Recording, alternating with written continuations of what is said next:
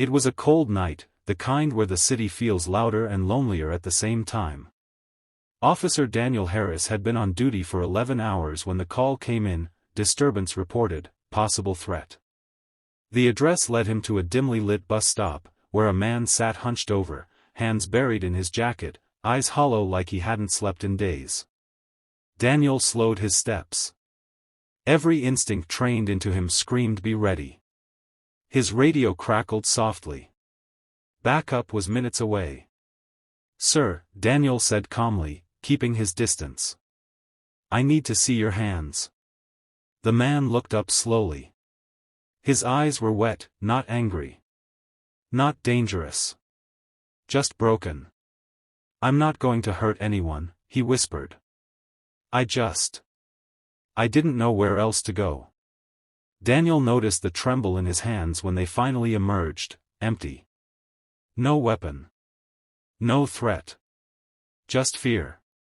He could have followed the book, called it in, taken control of the situation fast. But instead, he did something unexpected. He lowered his hand from the radio and asked, "What's your name?" The man hesitated, surprised. "Michael," he said. "I lost my job last month. My wife took our daughter and left. Tonight was my birthday." His voice cracked. "I just needed someone to hear me." Silence filled the space between them, heavy and honest. Cars passed. The city kept moving. Daniel sat down on the bench across from him, badge catching the streetlight. "You matter, Michael," he said quietly. "Even when it doesn't feel like it." For 10 minutes, Daniel listened. About the missed rent.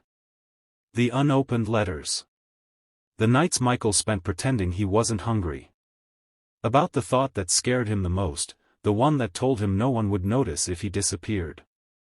Daniel didn't interrupt. Didn't judge. He just listened. When backup arrived, there were no handcuffs. No sirens. Just a warm cup of coffee Daniel had bought from a nearby store and directions to a shelter that still had beds. Before they parted, Michael looked up and said, "Thank you for seeing me as a person, not a problem." Daniel drove away with a tight chest, knowing something important had happened. That night, he didn't file an arrest report.